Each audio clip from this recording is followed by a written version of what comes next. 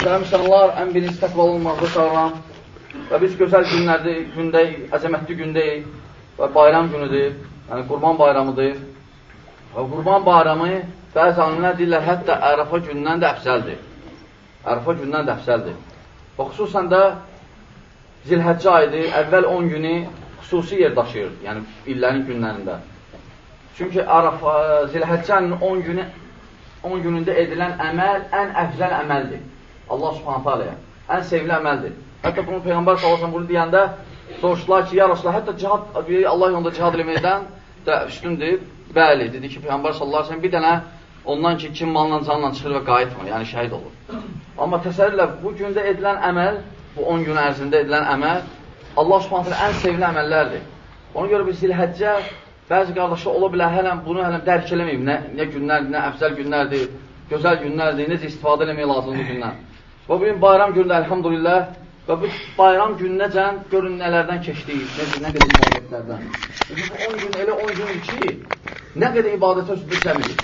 Başqa 10 günlər belə bir günlər yoxdur ki, bu qədər ibadətə özündə cəm edib və xüsusən ən əzəmətlisi namazdan, orucdan sonra ən əzəmətlisi həcdir. Və həc də, əlhamdülillah, müsəlmanların bir yeri cəm olan yeridir. Orada müsəlmanlar üçün çoxlu dərslər var, ibrətlər var. Fikir verir, hamı bir yeri yığışıb. Hamı niyyəti birdir, zikir birdir. Hamı bir şeydən çəkinir, hamı bir şeyi edir, bir yerə gedirlər. Burada böyük müsəlmanlara işarə var.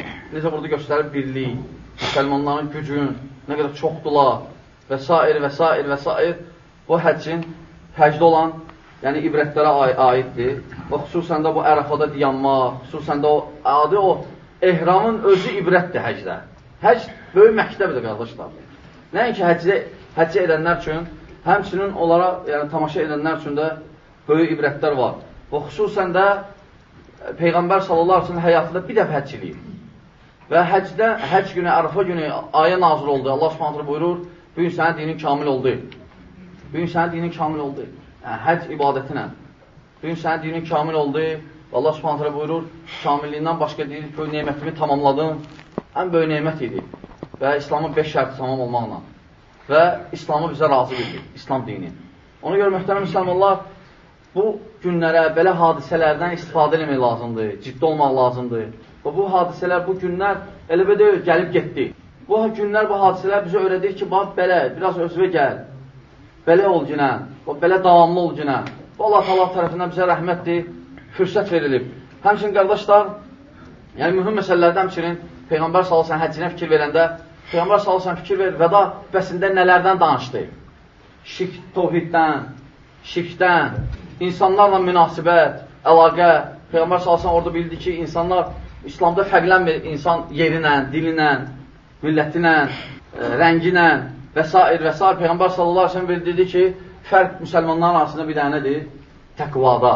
Həmçin Peyğəmbər sallallahu aleyhi ve sellem orada iqtisadi məsələləri toxundu, sələmçiliyə toxundu və bildirdi ki, sələmçilik bütün o iqtisadiyyatı dağıdıb tökən bir günahlardandır, böyük günahlardan. Həmçin Peyğəmbər sallallahu aleyhi ve sellem vəda həccində, vəda həcci qardaşlar böyük ibrətlərdir. İmkan dairəsində al oradakı o Peyğəmbər sallallahu aleyhi ve sellem Sahih Buxarıda, Müslimdə vəda xutbəsi var Peyğəmbər sallallahu aleyhi ve sellemin.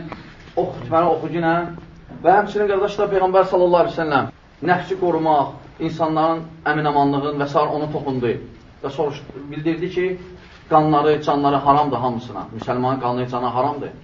Həmçinin bildirdi ki, mühtərəm müsəlmanlar, Peyğəmbər sallallahu mühüm bir məsələ toxundu vəda həccində qadının haqları, qadının məsələlərini toxundu. Və ona görə də bunlar hamısı nədir? Öz qadınlarımızla yaxşı davranmalıyıq. Yəni, öz qadınla hörmət elə, fikir ver, laqeyd yanaşma, zülm eləmə. Həmçin qadınlar da öz əllərinə bu cür. Yəni, sözlərini qulaq asınlar, əziyyət verməsinlər, namuslarını qorusunlar, ailəsinin namusunu qorusunlar. Nəinki öz əxlaqlarını, həmçin dillərinlə, hərəkətlərlə və s. Yəni, Peyğəmbər sallallahu fikir versən, vəda həccində hər bir məsələyə toxundu, cəm elətdi bir neçə kəlmənə. Və həmçinin qardaşlar, bizə lazım olan saat əməllərdən nə qalıb? Bayram namazından sonra qurban kəsməkdir.